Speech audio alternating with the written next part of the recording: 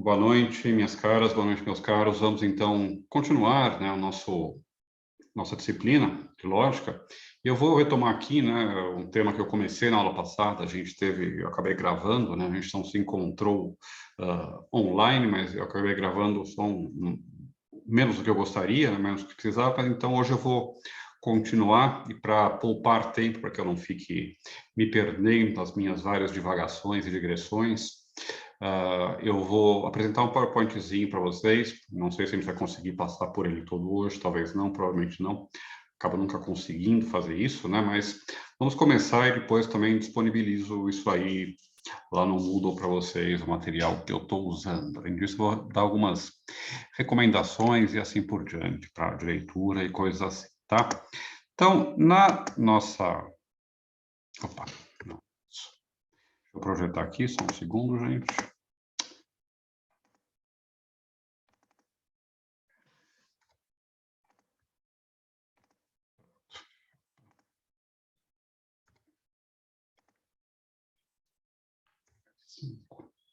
Pronto.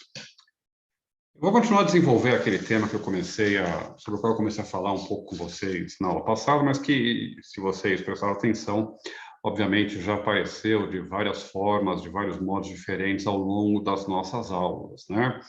Que é, digamos assim, a relação entre a disciplina teórica lógica, na tentativa da gente formalizar, por exemplo, a dedução, a validade dos argumentos, e digamos, como os homens pensam concretamente, como nós pensamos concretamente, né? Uma pergunta que eu sempre costumo apresentar no final de ano, né, para avaliação, é a pergunta para o aluno se nós somos lógicos, né?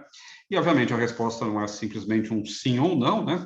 Mas ela envolve vários aspectos. Ela exige que a gente compreenda um pouco o que está por trás dessa pergunta, o que está envolvido nessa pergunta, e também, então, o que a gente leva em consideração quando a gente avalia, digamos assim, se a gente pensa corretamente ou não, tá certo? E na última aula eu fiz uma apresentação muito rápida de algumas ideias, mais ou menos soltas, sobre a ciência, sobre o método científico, sobre o valor da ciência. Tentei desfazer, como sempre, alguns mal-entendidos, algumas ideias mais ou menos clichês que aparecem por aí, que as pessoas reproduzem sem se perguntar de fato se aquilo corresponde à realidade ou não. Então, o que eu quero fazer hoje é pensar um pouco se nós somos, quando tentamos conhecer o mundo, quando tentamos interpretar o mundo, lógicos ou não. A resposta que eu vou dar é, obviamente, a única resposta possível, depende. Né? E eu vou tentar mostrar, então, um pouco quais são os modos pelos quais nós nos enganamos, nós desviamos do pensamento correto, e os modos também pelos quais, então, a gente pode corrigir, a gente pode compensar, a gente pode corrigir a rota e recolocar o nosso pensamento na rota correta. E eu disse para vocês, né, e eu vou repetir isso hoje ainda, né, que um dos melhores meios para isso, os melhores meios que a gente tem para isso são o conhecimento, todo o campo semântico, todo o campo pragmático, né, de pensamentos, de palavras, de ações que tem a ver com conhecimento, com verdade, com razão, com racionalidade e assim por diante. E eu fiz também, vocês se lembram, uma defesa de uma certa concepção bastante light, bastante pragmática também, bastante aberta do que seja a razão, a racionalidade, de modo que essa minha concepção não esteja tão suscetível a críticas do tipo, como aquelas que dizem que a razão representa um ponto de vista que não tem nada de privilegiado, um ponto de vista que é, digamos assim, politicamente comprometido, e assim por diante. Tá? Trabalhando com uma noção bastante light, bastante leve de racionalidade, que simplesmente admite que a gente, na maior parte do tempo, age de acordo com certas razões e tenta tomar as melhores decisões de acordo com as razões que nós conhecemos. Hoje eu vou tentar explicar um pouco melhor o que eu quero dizer com isso, algumas ideias que estão por trás disso e também apresentar para vocês algumas coisas que talvez vocês conheçam, talvez não, tá certo? Eu vou falar, por exemplo, vou falar, basicamente, talvez o tema principal, um dos temas principais dessa aula de hoje, por exemplo, sobre vieses cognitivos, por exemplo, sobre as heurísticas intuitivas, até os modos que a gente tem de pensar intuitivo, que muitas vezes funcionam e que muitas vezes também não funcionam e nos levam a enganos. Eu quero que a gente pense um pouco sobre alguns modos de pensar, alguns modos de tentar conhecer o mundo que para que eles, digamos assim, se tornem objeto do nosso pensamento. A gente vai pensar sobre o pensamento hoje, a gente vai tentar conhecer o conhecimento, ou pelo menos conhecer alguns aspectos envolvidos no conhecimento, ok? Então vamos lá, gente. A pergunta, então, que a gente vai tentar responder, a partir da qual a gente vai se guiar, é saber se nós, seres humanos, né, homens, mulheres, somos lógicos. E eu quero começar, né, já que a gente tem que começar de algum lugar, partindo da definição aristotélica daquilo que é um ser humano. Né? Se a gente pergunta se os seres humanos são lógicos, a gente tem que saber pelo menos duas coisas: o que a gente quer dizer com ser humano e o que a gente quer dizer com lógico, o que está sendo perguntado quando a gente faz uma pergunta desse tipo. E vamos, por exemplo, partir da definição aristotélica, tradicional do animal, perdão, do ser humano, como um animal racional, tá certo? E eu só quero partir dessa definição para acentuar algumas coisas que vão se repetir na nossa abordagem de hoje, tá? E é interessante que a abordagem que eu apresento aqui usa a ciência mais atualizada possível, pelo menos aquela que eu conheço mais atualizada, tento ser o mais atualizado possível, nem sempre isso é possível, mas, enfim, em geral, esse trabalho que eu vou dizer aqui está baseado em ciência recente, né? Ciência de algumas décadas até hoje, até 2021, né? E vocês vão ver que, sob certos aspectos, bom, talvez não é uma coincidência, né? Algumas conclusões às quais a gente chega hoje sobre a natureza do ser humano, sobre alguns processos presentes no ser humano, podem ser retraçadas ou estavam sugeridas, por exemplo, na concepção tradicional ou clássica do ser humano, que a gente encontra no Aristóteles, que é definir o ser humano como animal e como um animal racional. Então, deixa eu apontar alguns aspectos interessantes dessa definição. A primeira, aquela que é muito clara e que inclusive se repete muitas vezes no nosso senso comum, é que a razão define o homem e separa o homem do restante da criação, tá certo? Eu estou usando aqui criação porque também isso é uma doutrina que que vem dos gregos, que foi transmitida para a tradição ocidental, para a nossa tradição, pelo catolicismo, em particular pela apropriação que o pensamento católico, o pensamento cristão, depois fez das suas fontes gregas, né? E a gente encontra isso de modo muito claro, então, nos gregos, de que aquilo que nos separa das bestas é a razão, assim como aquilo que nos separa dos bárbaros é a linguagem, que nada mais é do que a expressão da razão. Tanto que vocês se lembram, né? Logos, a palavrinha que está por trás de lógica, significa tanto discurso, palavra falada, falar aquilo que se fala, quanto aquilo que se pensa, né? Quanto o próprio pensamento, o próprio processo de pensar, tá? Bom, mas essa definição clássica, ela nos coloca com alguns problemas, com algumas dificuldades. E a primeira é que, se aquilo que nos define é a racionalidade, né? A gente não parece ter sido muito bem sucedido, né, em aplicar essa racionalidade. A nossa história é desde os mesopotâmios, desde os homens das cavernas até 2021, uma sucessão de irracionalidades, de barbárie, de crueldades, de certamente escolhas, eventos, ações que não parecem ter a marca da racionalidade. Né? Se o homem é simplesmente um animal racional, não parece razoável que nós tenhamos bombas, armas nucleares, guerras mundiais, aquecimento global causado pelo ser humano e poluição, exploração do homem e todas essas coisas assim, né? Bom, como é que então a gente pode conciliar essa crença de que nós somos racionais com o fato de que essa racionalidade não parece ser a regra. Ela não parece ser a regra, digamos assim, historicamente, e ela não parece também ser a regra, muitas vezes, no nosso próprio convívio social, né? Nós nos deparamos com pessoas que parecem, que nós consideramos imunes à razão. Nós pensamos como é que elas acreditam nessas coisas, e assim por diante. Nós mesmos, às vezes, desconfiamos da racionalidade das pessoas. Mais do que isso, nós presenciamos o tempo todo comportamentos que são irracionais, comportamentos sádicos, comportamentos histéricos, agressivos, né? Pessoal surtando, batendo nos outros e assim por diante. Bom, como é que a gente pode pensar isso? Pensando no outro aspecto, no outro lado, né, da definição que a gente encontra no Aristóteles. Porque a definição aristotélica também aponta justamente, então, para essa dualidade da nossa situação.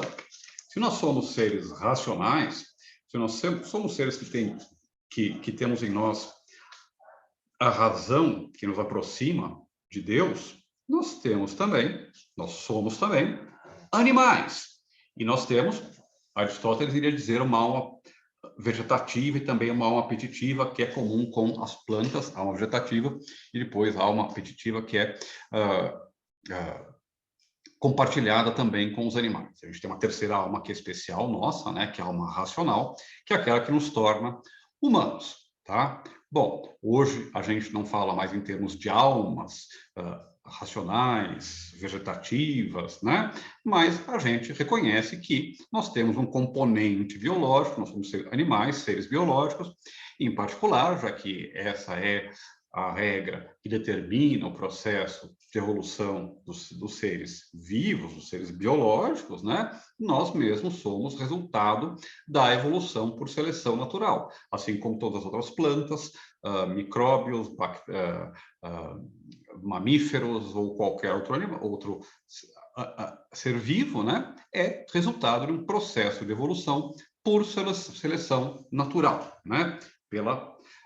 Que o Darwin explica, etc, etc, etc. Não vou revisitar aqui a matéria de segundo grau que vocês têm lá sobre o Darwin, tá? Bom, e essa dualidade, então, da nossa natureza, que é ao mesmo tempo animal e racional, ela se encontra hoje ainda presente. Se vocês forem ver, por exemplo, discussões em psicologia, principalmente, em linguística, né, em antropologia e assim por diante, vocês vão ver que ainda está muito vivo um debate sobre qual é o papel em nós, em compor aquilo que nós somos enquanto espécie, enquanto indivíduos, né? Qual é o papel da natureza e da cultura, certo? Cada um de nós é um indivíduo particular, com seus valores, gostos, histórias e assim por diante, né? Cada um de nós tem crenças diferentes, valores diferentes, toma decisões de acordo com critérios diferentes. Alguns são bons, alguns são maus, alguns são honestos, alguns são desonestos, alguns mentem, alguns falam a verdade. Alguns são bons em dançar, outros não conseguem dar 2 passos sem pisar no pé do outro, e assim por diante. Bom, a pergunta, então, é qual é o papel em produzir esse resultado da natureza, ou seja, daquilo que é biológico, daquilo que é inato, e o papel da cultura, o papel daquilo que é adquirido, daquilo que é ensinado, daquilo que vem da nossa educação, da nossa cultura, e assim por diante. Tá? E esse debate está presente até hoje, não só porque ele tem um interesse teórico para lógicos ou filósofos que querem pensar sobre o ser humano, mas porque ele tem consequências práticas terríveis, tá? Consequências práticas enormes. Tem consequências, por exemplo, para educação, né? Se nós acreditamos que a capacidade de aprender é determinada primariamente por um componente genético, há pessoas que são mais inteligentes, mais espertas ou mais talentosas que as outras, naturalmente, né? E não há nada que a gente possa fazer para mudar de fato essa situação. Isso implica uma certa concepção da educação, certa concepção, por exemplo, também de mérito, de posição na sociedade e assim por diante. Bom, se a gente acha que, no fundo, pode haver um componente natural, biológico, mas grande parte daquilo que nós somos é adquirido, isso significa que, por exemplo, a gente pode formar coisas como caráter, como preferências, gostos, valores, através da educação, tá? Outra discussão contemporânea na qual, obviamente, um debate desse, um debate antigo desses, ressurge, tem a ver, por exemplo, com direito penal, com o próprio direito, a ideia de pena, de norma, de sanção, né?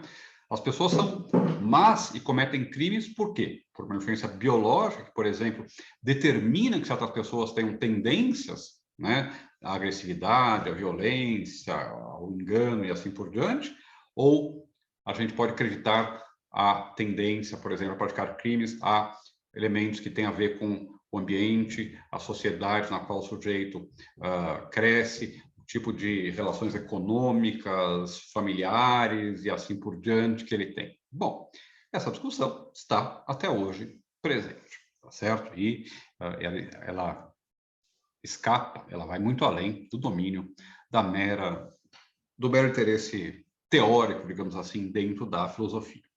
Dentro da própria filosofia, tá? Eu não vou aqui me estender muito, mas tem vários tipos de debate que não são exatamente igual a esse, mas que remetem, de certa forma, a esse mesmo tipo de dualidade. Por exemplo, entre aquilo que é a priori, né, e aquilo que é a posteriori, aquilo que se justifica independentemente da experiência, aquilo que deriva da experiência. Ou uma outra dualidade, uma outra oposição, que é muito comum, não só em filosofia, mas também no nosso pensamento todos os dias, é a oposição, por exemplo, entre razão e emoção, tá certo?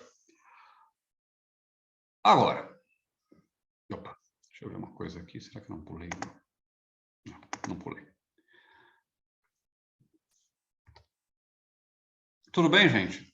Dúvidas, perguntas, angústias, podem me interromper, tá? Fazer perguntas. Senão eu vou falando. Bom.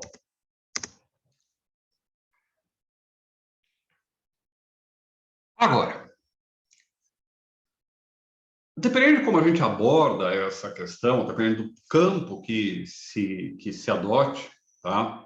E isso, às vezes, inconscientemente, tá? Não estou falando que quem vai defender essas posições as defende diretamente porque está consciente de que fez um certo tipo de escolha, que está em certo lugar no debate, tá? Mas essa oposição, essa dualidade, né, que a gente atribui ao ser humano, então, desde a definição clássica de Aristóteles, faz com que nós sejamos capazes, quando tentamos conhecer o mundo, quando tentamos interpretar o mundo, quando tentamos dar uma explicação coerente do mundo, nós somos capazes tanto do erro quanto do acerto, tanto de descrever corretamente o mundo, de dizer a verdade, quanto de nos enganarmos e de descrever o mundo de modo errado, criando a ilusão em nós mesmos de que nós estamos descrevendo algo real quando estamos descrevendo algo que não existe, tá?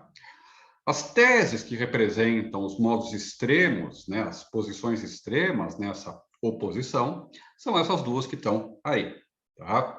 A primeira é que nós somos máquinas de conhecimento perfeito, dotados de uma razão capaz de nos revelar a verdade, que justamente nos torna semelhantes a Deus, tá? Por exemplo, lá no começo, se vocês forem olhar os modernos, né, essa ideia aparece várias vezes, né? Se vocês forem olhar a crença dos medievais, ou dos antigos, de que a razão é capaz de revelar o mundo, né? Nós temos esse tipo de posição. Bom, a segunda tese, e a tese, então, é que quando a gente se engana, a gente está simplesmente usando mal a razão, e a gente pode, então, se a gente tiver atenção suficiente, se preocupar em não cair em erros, em conclusões apressadas, né? Mais uma vez, isso aí tudo vocês podem encontrar, por exemplo, nas meditações do Descartes, bem as 6 meditações, especialmente a quarta, sobre o erro, né? Vocês vão encontrar justamente essa posição, a posição de que nós somos capazes de um conhecimento perfeito que a gente só se engana porque quer, tá?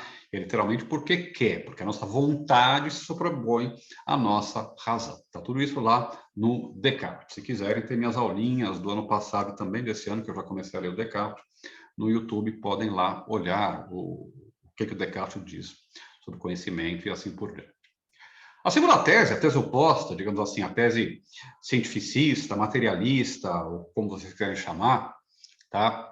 Seria a tese de que nós somos simplesmente animais, produto de uma seleção, de uma evolução biológica pela seleção natural, cuja principal função, qual é? Por que nós, seres humanos, como todas as outras espécies, existimos para quê? Bom, basicamente para perpetuar a espécie através da sobrevivência e reprodução, né? Nosso sucesso é a gente conseguir deixar muitos filhos por aí. Bom, portanto, se a gente quer sobreviver e se reproduzir, né?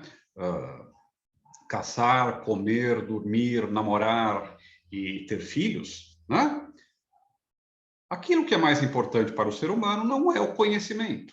Não é você ser capaz de demonstrar o teorema de Pitágoras, de provar a imortalidade ou não da alma humana, ou de desenvolver as leis do movimento de Newton, tá? Se a gente busca sobreviver, se a gente é feito para sobreviver e se reproduzir, coisas como força física, como rapidez nos reflexos e assim por diante, são mais importantes do que a razão, a capacidade de pensar e assim por diante. Bom, como provavelmente no debate sobre natureza, oposição entre natureza e cultura, como provavelmente em grande parte dos debates que opõem, né, posições dicotômicas, o caminho correto, a posição correta, está, talvez, provavelmente, no meio, né, entre as duas. Portanto, para a gente achar uma posição intermediária, é bom a gente desfazer alguns clichês, né, que circulam por aí, tá certo? E a primeira delas é essa oposição, ou trabalhar com esse tipo de oposição absoluta entre várias coisas, natureza ou cultura, ou, por exemplo, também, quando a gente fala de pensamento, de lógica, entre razão e emoção, tá certo? Outro dia mesmo, agora eu não lembro se era o Lira ou é o Pacheco, é o do Senado. O Senado é o Lira, né? O Lira, lá presidente do Senado, estava batendo boca com a Simone Tebet sobre a aprovação da PEC dos precatórios, se não me engano, não lembro mais o que era. Mas, enfim, uma hora ele falou lá, não, porque isso aqui é cartesiano, é matemático, né? Ele está dizendo, basicamente, que a Simone Tebet, como mulher, né, isso é sempre a acusação que se faz, estava perdendo controle, estava emocionada, né, estava querendo levantar a voz, né, e colocar emoção em um debate que é cartesiano, matemático, né, disse lá o presidente do Senado, tá? Bom, isso é uma bobagem, tá? A primeira bobagem de usar o nome Descartes, as pessoas usam o nome Descartes para falar qualquer coisa hoje em dia, né? Enfim, cartesiano vira sinônimo de racional, matemático, qualquer coisa que você queira dizer, né? Positivo, eu já vi pessoal se a cartesiana positivista, né? Enfim, uma salada. Leiam Descartes, a única coisa cartesiana é que o Descartes escreveu, tá? Bom, essa oposição entre razão e emoção, ela não se sustenta. Ela não se sustenta, digamos assim, nos fatos e ela não se sustenta na história. Se a gente olhar a história da humanidade, né, raramente se trabalhou com essa oposição entre razão e emoção. A gente tem que deixar de lado a emoção e trabalhar apenas com a razão. É claro que esse tipo de imagem é sugerida por coisas como, por exemplo, aquela imagem do piloto tentando... Perdão, gente. Do piloto tentando conduzir os dois cavalos, né? Lá no Platão, né? Onde seria a razão, digamos assim, outro emoção, tal, né? Que é o corpo e a alma, quando ele fala do corpo e a alma, tal. Mas, bom, o que o Descartes está tentando mostrar justamente é que as duas têm que concordar, tem que andar juntas, né? Porque senão o que a gente tem, se cada um dos cavalos puxa para os lados, né? A gente não vai ir para lugar nenhum, né? Bom, E assim, dentro da história da filosofia, isso, as pessoas sabem muito bem que razão e emoção são, digamos assim, aspectos complementares do pensamento humano, do processo de tomar decisão humana, tá certo? Os históricos, assim, não vou fazer a história da filosofia aqui com você, mas assim, os históricos, por exemplo, se vocês forem ler lá o Epicuro, Marco Aurélio e tal, eles sabem a importância, ou a capacidade que a razão tem de proporcionar o controle sobre certas emoções. E também, conversamente, a capacidade que certas emoções têm de cegar, obnubilar a nossa capacidade de escolha, de decisão e assim por diante. Né? Em Descartes, em Spinoza, né?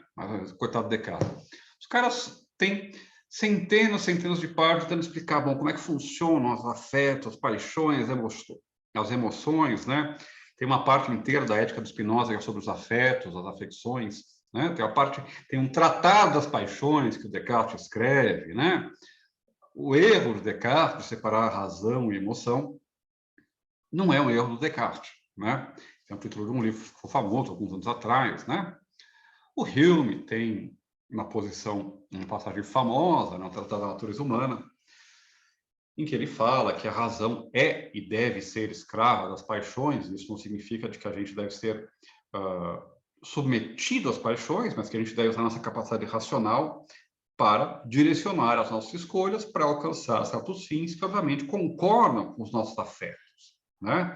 A gente sabe que se a gente escolher algo que é racionalmente adequado, mas que internamente nos torna infelizes, essa não é uma boa escolha. Tá? Claro que é mais profundo no Hume do que isso, tá? Mas é só para mostrar que a filosofia nunca foi ingênua de achar que são duas coisas totalmente diferentes, que não tem ligação, né? E dá para você isolar uma da outra e assim por diante. Né?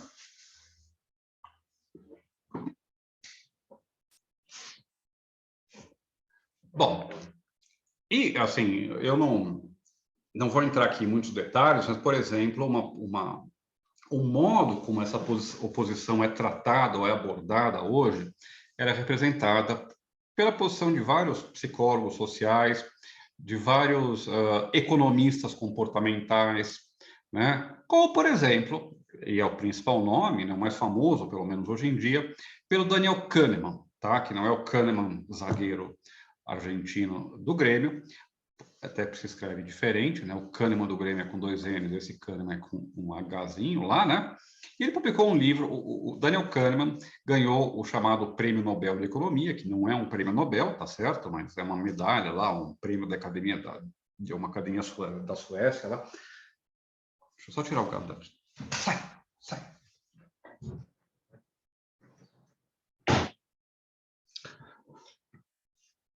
Enfim, o Kahneman, né? Ele fez uma série de experimentos durante muito tempo, vários deles, como, por exemplo, o Amos Tversky, que a gente nunca fala, mas que é o grande colaborador dele, como, por exemplo, Thomas Gilovich, que é um outro professor americano, que é um dos pioneiros desses estudos da heurística, dos processos, digamos assim, dos atalhos do conhecimento, nessa heurística que a gente usa, e também dos vieses, né, que embaçam o nosso conhecimento, né?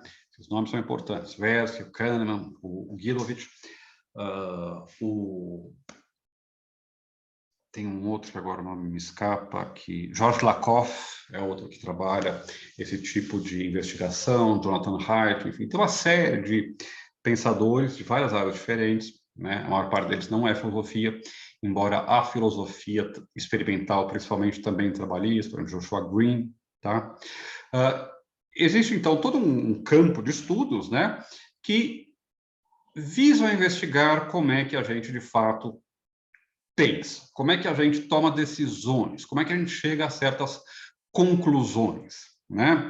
Como é que a gente escolhe a roupa que a gente vai usar, como é que a gente escolhe o carro que a gente vai comprar, quanto a gente vai gastar no financiamento da nossa casa, como é que a gente escolhe a escola que a gente vai cursar, ou na qual a gente vai colocar o nosso filho, e assim por diante. Nós tomamos escolhas o tempo todo, fazemos decisões, nós tomamos decisões, fazemos escolhas o tempo todo, todo dia, tá? Como é que a gente faz isso? A gente faz isso utilizando dois sistemas diferentes, tá certo? Sistemas no sentido de modos de pensar, de processos, tá certo? É como se fossem duas máquinas diferentes, tá? Digamos, é como se eu tivesse que pintar um quadro, tá? E eu tenho duas máquinas diferentes, como é que chama? Não é um compressor, né? Aqueles compressorzinhos de ar, né? Que serve para você fazer grafite, né? Que vai ser rápido, a pintar muita coisa, né? Mas onde a tua precisão vai ser menor. Ou pincéisinhos, né? Bom, eu posso usar esses instrumentos diferentes e ter o mesmo resultado, fazer a mesma coisa. Mas é claro que dependendo de qual é a minha finalidade, o que eu quero fazer, o tipo de ferramenta tem um tipo de ferramenta mais apropriado que o outro, tá certo? E o nosso pensamento também funciona assim. A nossa tomada de decisão também funciona assim. Nós temos dois sistemas. Um sistema que é rápido, intuitivo, que está moldado pela nossa evolução biológica, que permite tomar decisões, então, quase instantâneas, rápidas, tá? É o sistema que faz com que, por exemplo, quando a gente ouça um barulho ou uma explosão, a gente não fique se perguntando, bom, o que será que é isso? Mas a gente comece a correr, né? É aquele sistema que faz com que, quando a gente se encontre com uma pessoa, a gente já imediatamente tem uma primeira impressão que nos diz se a gente pode confiar ou não naquela pessoa, né? Todos vocês, às vezes, batem o olho em alguém, né? Você já sabe, não bateu o santo, você fala, isso aí, ou o contrário, né? Bom, esse tipo de percepção do mundo, esse tipo de interpretação do mundo, esse tipo de tomar decisão sobre o mundo, é basicamente derivado desse sistema rápido, intuitivo, biológico, que é o sistema 1. Tá? E a metáfora que o Kahneman usa é a de um elefante e um piloto. O elefante, ele é instintivo, pesado, funciona sempre do mesmo jeito, consegue fazer algumas coisas muito bem.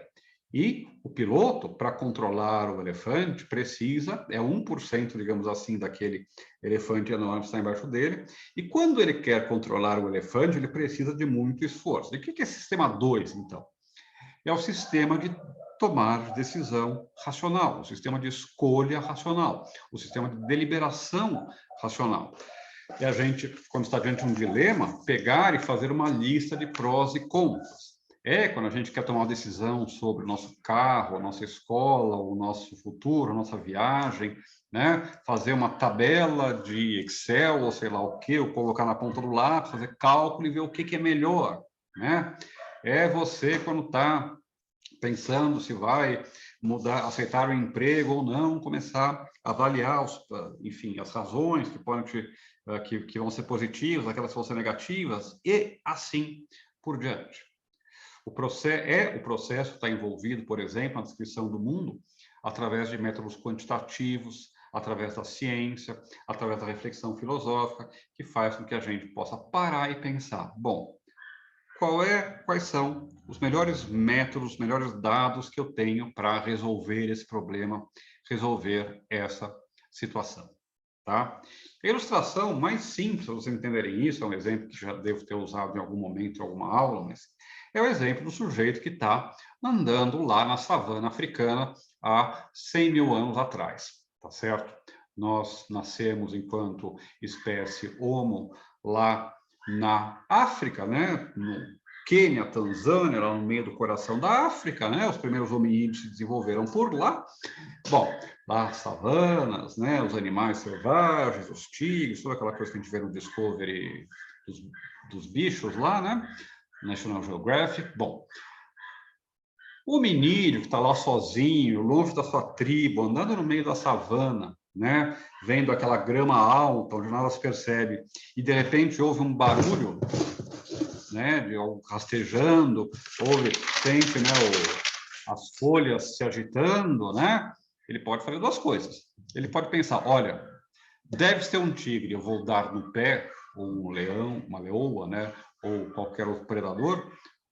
Ou então ele pode ter né, o espírito filosófico investigativo, né, de Tales, de Aristóteles, de Newton e Descartes, né, e se perguntar, eu quero conhecer a verdade, vou investigar o que está por trás deste barulho, né? Aí ele vai lá e o tigrezinho come ele, tá? Bom, é claro que para sobreviver é muito melhor, muitas vezes, ou é mais jogo, digamos assim, confiar no sistema 1, porque nós precisamos de decisões rápidas, intuitivas, né? Das quais depende a nossa sobrevivência, né? Agora, esse sistema, né, que tem, obviamente, um papel fundamental quando a gente está no meio da savana, quando a gente está nas cavernas da Europa, né, do Vale do Reno, dos Pirineus, quando a gente está nas planícies, desertos da Ásia, né, caçando iaques e búfalos e assim por diante. Talvez para homens do século XXI, que usam celulares que dão acesso a qualquer dado que a gente queira em 2 segundos, né? Que tem que lidar com uma realidade complexa, na qual é impossível dominar todos os aspectos, talvez não seja um sistema tão adequado e tão confiável, tá?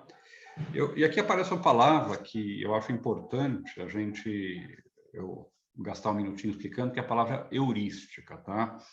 Vocês talvez já tenham ouvido essa palavra em outras disciplinas, talvez em algum outro contexto, tá?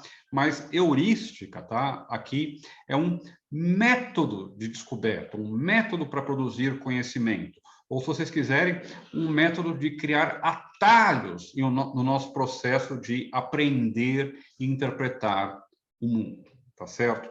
A gente não pode ter sempre à disposição todo o tempo, né? E inteligência, enfim, que é necessário para enfrentar um certo problema.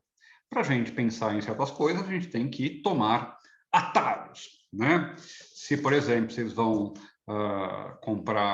se vocês vão escolher um prato no restaurante, né?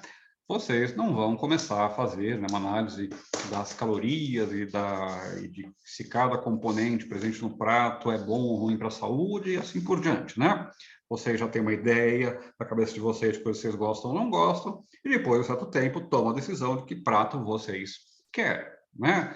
Quando a gente precisa escolher, né, a roupa que vai usar, enfim, que calça vai comprar na loja e assim por diante, a gente toma decisões através desses atalhos, né? E essa heurística rápida, intuitiva, funciona muitas vezes, funciona normalmente, e ela é útil, mas, por outro lado, muitas vezes também, ela pode nos enganar.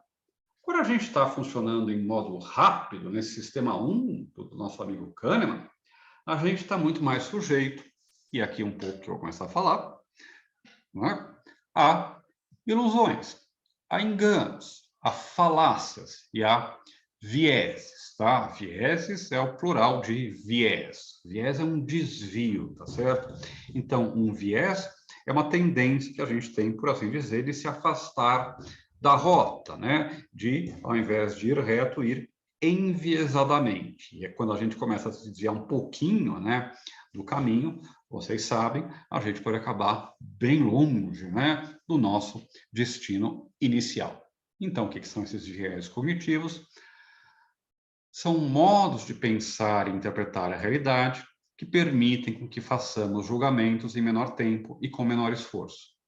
Muitas vezes, então, eles funcionam a nosso favor. Muitas vezes, no entanto, eles funcionam contra nós. Tá? Durante muito tempo, eu dei aula sobre viés cognitivos com muito mais entusiasmo, de um modo muito mais, digamos assim, doutrinário do que eu estou fazendo hoje, do que eu faço hoje em dia. Tá? Isso porque, a partir de um certo momento, as pessoas começaram a se dar conta de que, bom, nós temos viés cognitivos, a gente se desvia, né, quando a gente está tentando descobrir a verdade. Só que eles começaram a cair no erro oposto, né? Achar, bom, a gente tem tanto viés cognitivo que a gente é incapaz de chegar à verdade. Nós somos, né, lembre-se daquele expressão inicial, né? Máquinas de engano, máquinas de crenças erradas, né? Bom, desculpem, mas uma grande parte das nossas crenças sobre o mundo está certa. É porque nós temos crenças certas sobre o mundo que a gente consegue produzir vacinas, computadores, mandar pessoas para a Lua, né? E assim por diante. É porque nós temos crenças corretas sobre o mundo que nós não caímos de pontes, nós não entramos debaixo de carros, nós não nos jogamos em cima de facas e coisas assim, né? Bom, quando nossos processos cognitivos funcionam mal, nós temos, então, meios de corrigi-los. Quais são esses meios? Vários. Alguns deles são, por exemplo, as ciências em sentido amplo. Outro deles é a lógica, também aqui em sentido amplo, e a filosofia, que são, obviamente, coisas complementares. Quando eu falo em ciência em sentido amplo, eu quero colocar também coisas como psicologia, economia, história, né, as chamadas ciências humanas, tá certo? Bom, além disso, é claro, o raciocínio matemático e estatístico, os métodos quantitativos, todas as coisas que permitem que a gente avalie certas coisas com objetividade, independentemente das nossas inclinações naturais, permitem que a gente corrija os nossos viés. Finalmente, também, a posição cética, a atitude cética, e o ceticismo, não aqui como a dúvida absoluta sobre a possibilidade de conhecimento, mas simplesmente como o oposto de credulidade, como a tendência a não aceitar qualquer coisa simplesmente porque ela foi dita ou colocada para você por alguém, por uma posição de autoridade e assim por diante, tá? Eu já disse para vocês, né? Pensar é difícil, nós não somos prodígios, nem máquinas, e nós somos um pouco preguiçosos, tá? Todo mundo, a maior parte de nós, tem a tendência a se achar bastante inteligente, né? A gente acha que as nossas crenças são aquelas corretas. A gente acha que a gente é um pouco mais, pelo menos um pouco mais inteligente que os outros tendem a ser meio abaixo da média, né? Meio burrinhos, tá? Bom, infelizmente, para todos nós, né? Estatisticamente, é muito improvável, né? Que dos 7 bilhões de habitantes da Terra, eu, você, né, cada um de nós seja aquele mais inteligente, né? E veja, a gente considera que cada uma das crenças que a gente tem, ela é correta.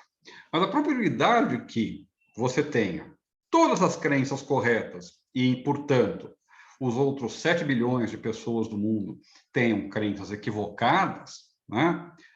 É simplesmente impossível, né? Do ponto de vista estatístico, matemático, de probabilidades, tá certo? Significa, então, que a gente precisa, tá? Disciplina, de vontade e de estrutura para pensar. O método científico, por exemplo, ou a reflexão filosófica, né? São meios, instrumentos pelos quais a gente aprende a fazer isso. Do mesmo jeito que precisamos de ferramentas, então, para construir uma casa ou para fazer o jantar, precisamos de ferramentas para pensar corretamente. Nós já conhecemos, né, por exemplo, toda uma categoria de erros, que são as falácias lógicas. E as pessoas cometem falácias lógicas o tempo todo, né? O tempo todo a gente vê, por exemplo, falácias de generalização apressada, né?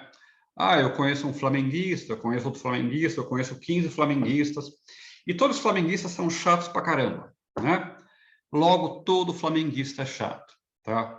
Bom, por mais que, na minha experiência pessoal, do Ernesto Juste, eu tenha encontrado 15 flamenguistas insuportáveis e chatos, isso não significa nada, né? Porque tem, não sei, 10 milhões de flamenguistas no Brasil, por exemplo, né?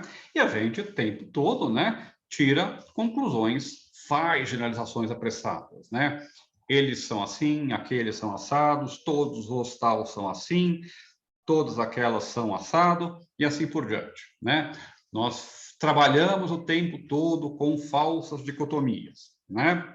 Ah, tem que escolher entre a saúde ou a economia, combater a pandemia e combater o desemprego, né? Falsa dicotomia, né? Falso dilema, falácia lógica, bobagem, né? A gente já conhece, a gente pode usar as falácias para identificar os erros de raciocínio que a gente faz. Mas há outro tipo de erros que a gente faz no pensamento que não são erros estritamente lógicos. e que tem a ver mais com a nossa capacidade geral, então, de apreensão e de interpretação da realidade, tá? Como é que a gente pode fazer para se prevenir deles? Bom, aulinha de ceticismo adolescente 1, tá? Vocês talvez, provavelmente, já ouviram essas citações, esses princípios, essas frases, tá? Mas é bom, se nunca ouviram, pelo menos uma vez na vida, ouvirem, tá?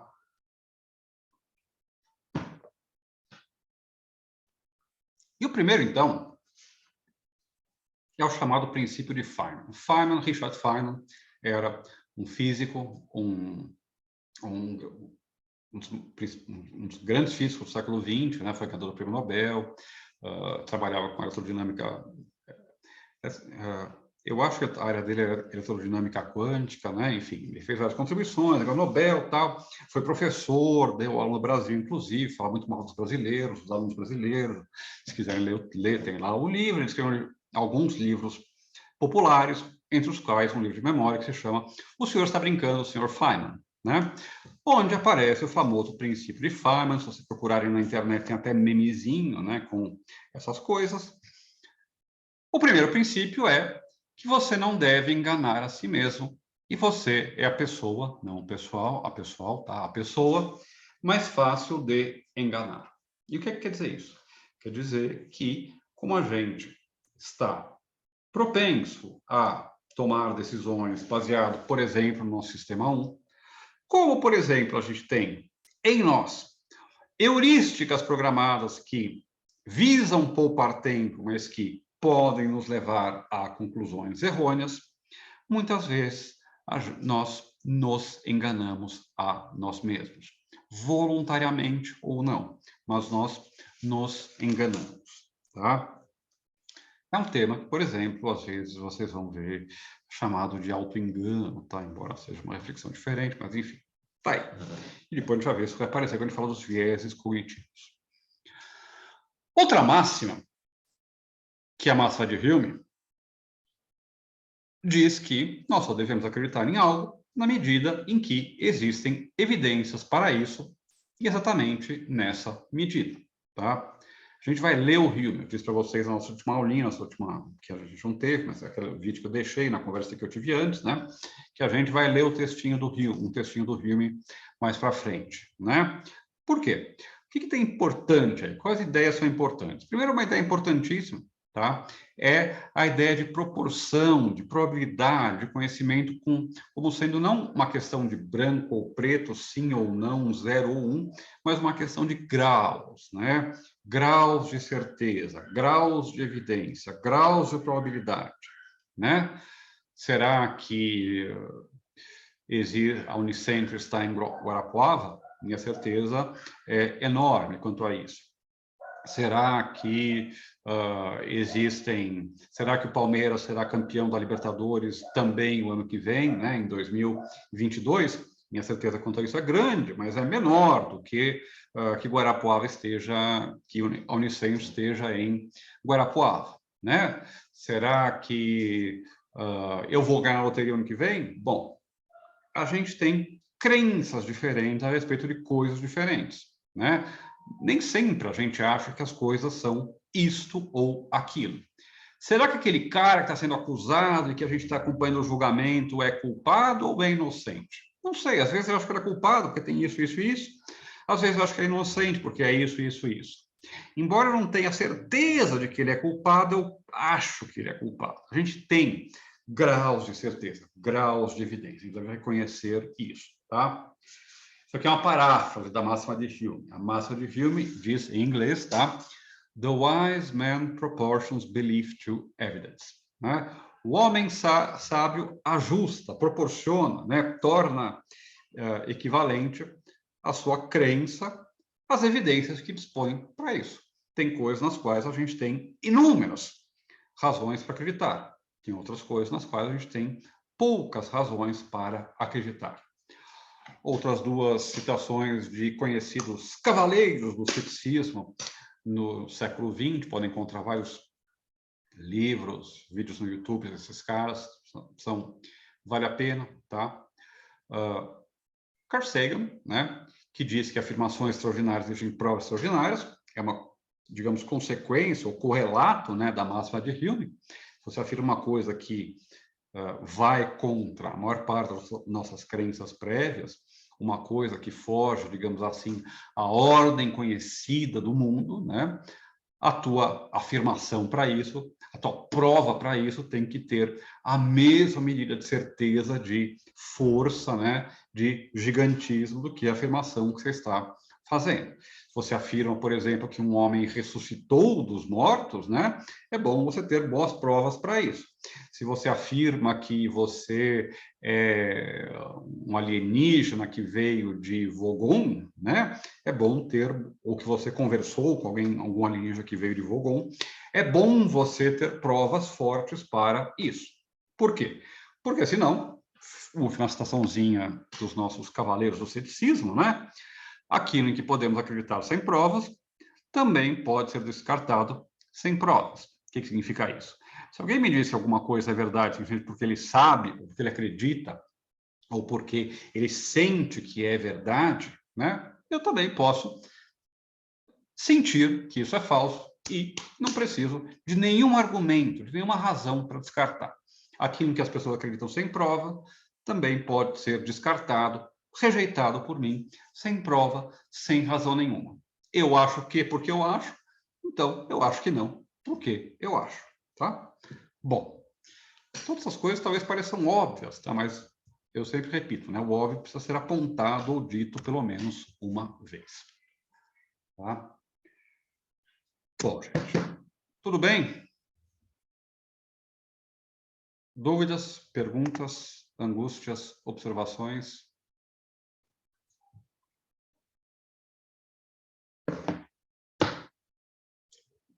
Ou posso continuar?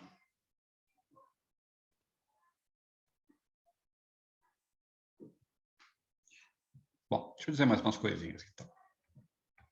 Cadê? Share screen. Aqui. Então, quais são os principais viés, ou pelo menos alguns exemplos desses modos pelos quais a gente se engana, tá? A gente tem uma série de viés cognitivos, de modos que às vezes são heuristicamente adequados, mas às vezes não são adequados racionalmente, reflexivamente adequados para a nossa melhor descrição do mundo, tá? O primeiro deles é o viés de... Eu já tenho bastante material para passar para vocês, tá? Eu ia um pouco analisar alguns desses, todos esses viés, todos esses viés, tal, e depois também apresentar alguns outros processos não meramente individuais pelos quais a gente se engana e assim por diante, tá? Como a gente está já há algum tempo aqui falando e eu estou gostando de ficar... Tem uma hora que eu depois falar por uma hora sem pausa, né? A boca da gente, a laringe da gente começa a ficar cansada, né? Sala de aula a gente pode dar uma pausa, então, tomar uma aguinha aqui, eu fico falando, isso do outro, e uma hora o meu físico, que já não é o melhor, cansa. Então eu vou apresentar rapidamente alguns desses aqui, fechar, e depois, na próxima aula, eu, com calma, vejo cada um desses, alguns exemplos para cada um desses, tá? Mas, só para vocês conhecerem, então, para vocês terem... Podem pesquisar isso, tem na Wikipédia, podem ter lista de viés cognitivos, tá? Mas alguns principais são os seguintes, tá? E o primeiro, o principal, é o viés de confirmação, tá certo? Eu vou, aliás, usar o viés de confirmação como o ponto de partida para a gente pensar os viés, porque o viés de confirmação ou a imunidade ideológica ilustra perfeitamente o princípio de Feynman, como está aí no meu slide, e é, como eu gosto de chamar, o viés de todos os viés, aquele que, digamos assim, carrega consigo todos os demais. E a tendência a confiar e dar atenção a evidências em favor daquilo em que já acreditamos. E descartar, né, e contrárias àquilo que já rejeitamos, né? E, portanto, descartar aquelas que vão contra as nossas crenças prévias, né? Bom, isso é o viés de confirmação. E esse viés de confirmação, ele é verificado de muitos jeitos diferentes, tá? Aliás, deixa eu fazer não uma digressão, mas Ai, sai daí, gato chato. Não uma digressão, mas uma observação, tá? Assim, que é o seguinte. Eu falei em algum momento atrás que eu já dei essas aulas sobre viés cognitivo, sobre heurística, sobre metacognição, com muito mais convicção, tá? Por quê?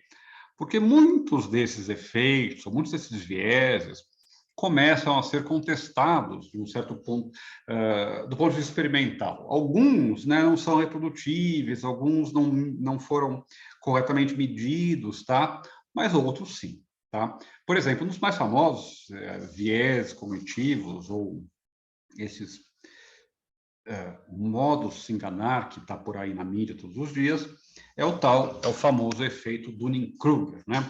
Que basicamente diz que menos a pessoa entende de um assunto, mais ela tem convicção sobre aquele assunto, mais ela acha que ela está certa sobre aquele assunto, né? Quanto menos a pessoa entende de virologia, parasitologia, microbiologia, medicina, mais convicta ela vai estar de que a vacina coloca um chip imantado dentro da gente e cloroquina vai curar todo mundo da Covid, tá? Bom, esse efeito do Dunning-Kruger, né? As pessoas mais ignorantes se acharem as mais convictas ou as mais confiáveis sobre um certo assunto, não se reproduz na maior parte das tentativas de replicar as pesquisas originais.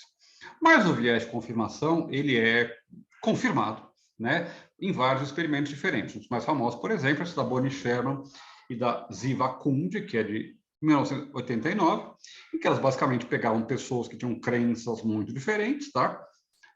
E colocavam eles diante de evidências contrárias às suas crenças. Então, por exemplo, pegava um grupo de pessoas que apoia a liberação de armas, armamentistas, né?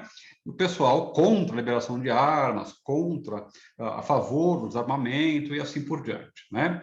E apresentava os mesmos dados, tá? Para esses dois grupos. E é claro que quando você apresentava um dado que, por exemplo, era favorável à liberação e ao porte de armas para o grupo dos desarmamentistas, eles rejeitam, desconsideram, racionalizam, encontram uma explicação, né? Dão um jeito de não dar bola para aqueles dados ou para aqueles resultados. E vice-versa. Quando você mostra, por exemplo, para os armamentistas que quanto mais armas, mais mortes por armas, né? E tem uma correlação direta, eles vão encontrar um jeito de desconfirmar isso, né? De contar a explicação. Ah, não, mas isso é porque aquilo e aquilo outro e assim por diante, tá? Nós sempre tendemos a aceitar aquilo que confirma aquilo em que nós já acreditamos e também a rejeitar, então, aquilo que é contrário às nossas crenças, tá? Se você é uma pessoa religiosa, tá? Tudo que acontece no mundo, né, ou grande parte das coisas que acontecem no mundo vão ser uma confirmação das suas crenças na essência de Deus, de uma providência, de um Espírito Santo e assim por diante. Se você é um materialista, cientificista, um ateu que não acredita em nada disso, tudo que vai aparecer à tua frente vai tender a ser uma confirmação, a ser interpretado em termos que estão de acordo, né, que vão ao encontro, né, esse é o correto, né, daquilo em que você já acredita, tá? É inclusive possível, né, e as pessoas fazem isso. Eu acho também, é o tipo de ciência que está muito no começo ainda, e a gente não pode assim não pode tirar conclusões definitivas, né, sobre o estudo do cérebro ainda, está muito no começo, as pessoas tiram grandes conclusões sobre o que nós somos ou não somos, né, mas eu acho que só para usar uma metáfora, tá? Uma imagem, a gente está examinando o cérebro, a gente está examinando a gente só vê alguns pedaços da engrenagem e acha que elas têm uma função, sendo que a gente não sabe como é que funciona o resto, tá? Mas o fato é que, com os eletrodos, né, aquelas coisinhas na cabeça, é possível observar as regiões do cérebro que estão ativas quando a gente faz esse tipo de processo mental pelo qual a gente, por exemplo, desconsidera o que vai contra nossas crenças e só aceita o que está de acordo com aquilo em que a gente já acredita, né? Isso mostra, né, que nós temos, então, uma reação emocional a esses dados e não uma reação racional, reflexiva a esses dados, tá? E eu vou dar aqui 2 exemplos para fechar a aula, assim, deixando vocês brigarem entre vocês. O exemplo óbvio disso é a política, tá? E ainda mais hoje em dia. A gente fala de polarização, né? E assim por diante. Bom, tentem, né?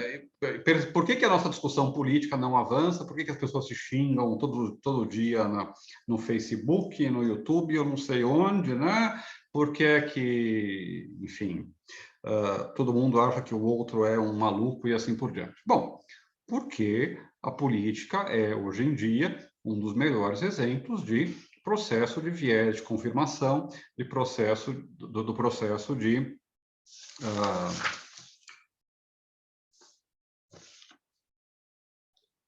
imunidade ideológica, né? De você ser resistente às evidências que apontem uma direção contrária das suas crenças prévias, né? Se você é um bolsonarista, você vai tender a ver toda a notícia que aparece na imprensa contra o Bolsonaro como sendo obra e perseguição da extrema imprensa, comunista, globalista, gaysista, satanista, né? Que só quer fazer mal para o Messias, né? Que é a melhor pessoa do mundo, honesta, e vai salvar o Brasil da ameaça vermelha, né? Se você defende o Lula, tá? Ou o Moro, ou o Ciro, ou quem vocês quiserem, tá? Eu tô dando o exemplo do Bolsonaro e do Lula, não é para defender ou falar mal de nenhum dos dois, tá? Pelo menos não nesse momento, tá? Mas porque é o exemplo que é mais claro diante de nós hoje em dia no Brasil 2021. Se você é um defensor do Lula, se você é um lulista, um petista, ou, enfim, ama o Lula e assim por diante, cada vez que aparece uma notícia, como aparece todos os dias, que falam de corrupção no PT, da Petrobras, de não sei o quê, vocês vão tender a não levar isso a sério, a não dar credibilidade a isso, a dizer, olha, é a Globo, é a Faria Lima, é o capitalismo, eu não sei o quê, né? E assim por diante, né?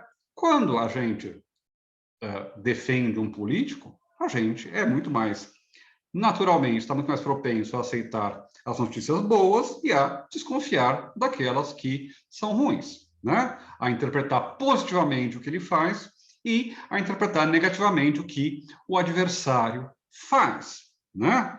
Bom, a política é o melhor exemplo onde o processo de viés de confirmação, o processo de imunidade ideológica se verifica.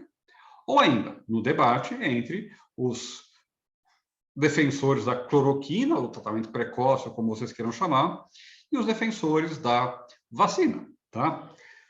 Por que é que, dificilmente, por que a gente tem 2 campos que se formaram e por que que, eu aposto com vocês, tá? Claro que vai ter sempre um ou outro, tá? Mas nenhum defensor da vacina conseguiu convencer os defensores da cloroquina de que vacina é eficaz e cloroquina não é.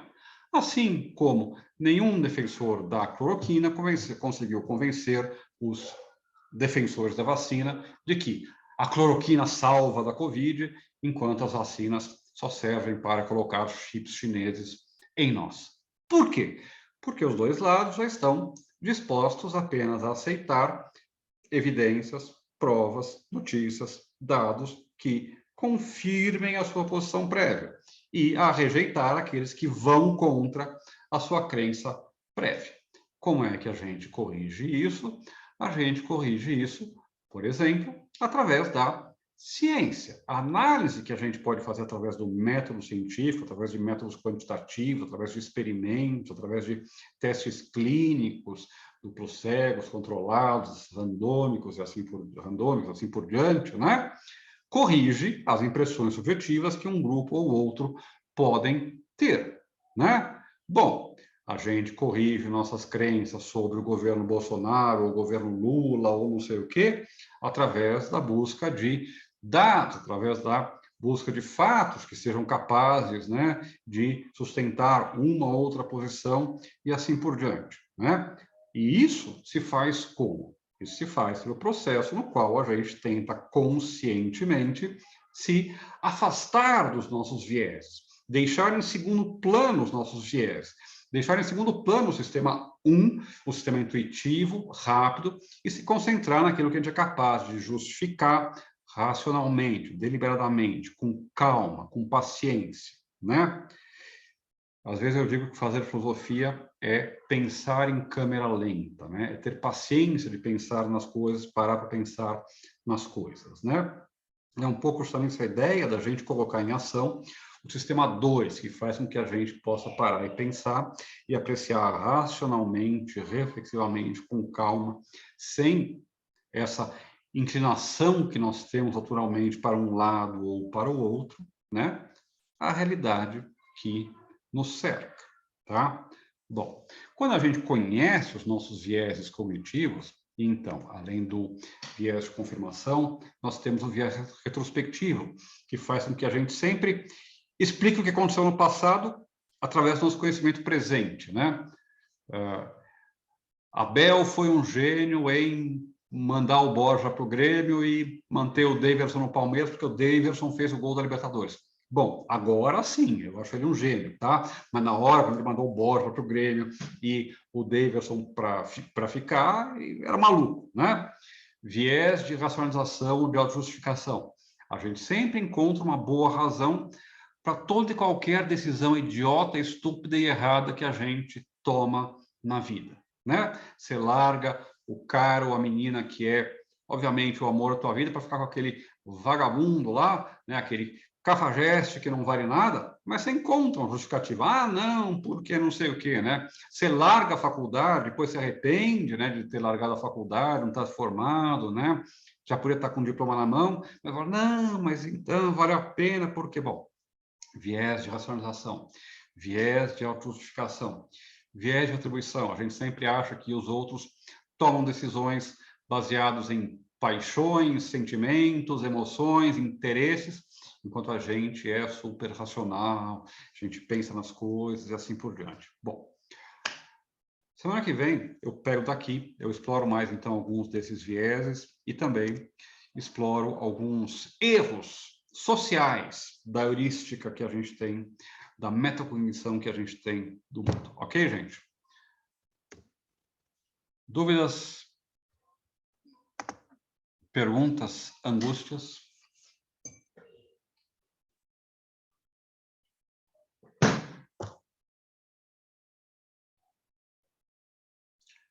Bom, gente, então vamos ficar por aqui. Tá? Semana que vem eu acho que provavelmente eu não vou conseguir dar aula ao vivo, tá? Eu vou gravar a aula antes, mas aí eu posto no dia ou na véspera, deixo lá para vocês. E aí, em breve, nós já poderemos voltar a nos encontrar ao vivo, presencialmente, e espero que tudo seja melhor, né? Quando todos estivermos podendo olhar no olho, né? E não apenas em quadradinhos pretos na minha tela, ok, gente? Bom, até mais, gente. Até a semana que vem. Eu tô devendo material para vocês lá no Mundo, que eu queria deixar o Hume. Eu vou deixar também algumas coisas que tem a ver com isso aqui que eu falei hoje, tá ok, gente? Tchau, tchau. Até boa noite, até semana que vem.